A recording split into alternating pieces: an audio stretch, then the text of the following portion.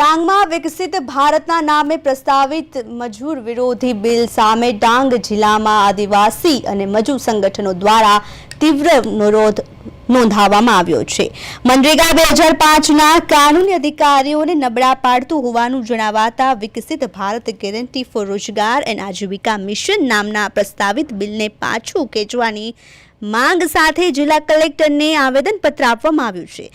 મજૂર અધિકાર મંચ ડાંગ, જય આદિવાસી મહાસંઘ ડાંગ, એકલ નારી શક્તિ મંચ તેમજ માનવ અધિકાર રક્ષક સંગઠનોના પ્રતિનિધિઓએ જણાવ્યું છે કે આ બિલ મનરેગાની મૂળ ભાવનાને ખોખલી બનાવે છે। તેમના જણાવ્યા અનુસાર બિલ દ્વારા ગ્રામ સભા અને ગ્રામ પંચાયતની સત્તાઓ ઘટાડવામાં આવે છે તેમજ કામની માંગ આધારિત રોજગાર ગેરંટી પણ સમાપ્ત થવાની ભીતિ છે। સંગઠનો દ્વારા મનરેગા અધિનિયમ 2005ને યથાવત રાખવા માટે પૂરતું બજેટ ફાળવવા તથા શ્રમિકોના કાનૂની હકોનું સંપૂર્ણ રક્ષણ કરવાની સ્પષ્ટ માંગ કરવામાં આવી છે। જો બિલ પાછું નહીં ખેંચાય તો આંદોલન વધુ ઉગ્ર બનાવવાની ચેતવણી પણ આપવામાં આવી છે।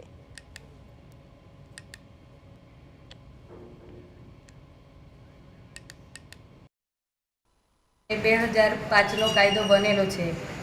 હવે 2005નો કાયદો બનેલો છે એમાં અત્યારે સરકારશ્રી એનું નામ બદલવાનું કાવતરું કરી રહ્યું છે, એટલે એ ન થાય અને જે છે તે જ હોય।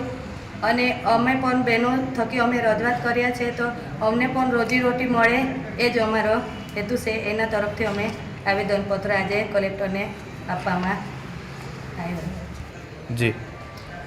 અત્યાર સુધી અમે જે સરકારશ્રીએ જે 100 દિવસની રોજી નક્કી કરેલી છે તે અત્યાર સુધી અમને કોઈ રોજી 100 દિવસની મળી જ નથી, તો 125 દિવસની જે રોજી કરી છે એ કેવી રીતે અમને મળે? એ એક સરકારનું એક ષડયંત્ર છે અને એ બંધ કરવાનું એક કાવતરું એ લોકોએ થઈ રહ્યું છે, એનો અમે સખત વિરોધ કરીએ છીએ। આજ રોજ અમે ડાંગ કલેક્ટરશ્રીને જે સંસદમાં જે બિલ પાસ થઈ રહ્યું છે મનરેગા કાયદો 2005નું જે નામ બદલવામાં આવ્યું છે એ માટે અમે આવેદનપત્ર આપવામાં આવ્યા હતા।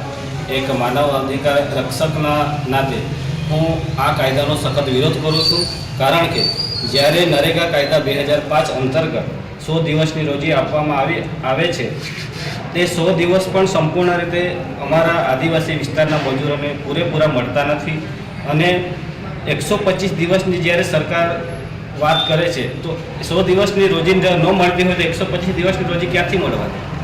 અમારો આ સંસદમાં જે બિલ પાસ થાય છે એનો સખત શબ્દોમાં અમે વખોડીએ છીએ અને આ જો બિલ ના પાસ થાય એ જ અમારી માગણી છે, સાથે અમે આજે કલેક્ટરશ્રીને આવેદનપત્રમાં આપવામાં આવેલું છે।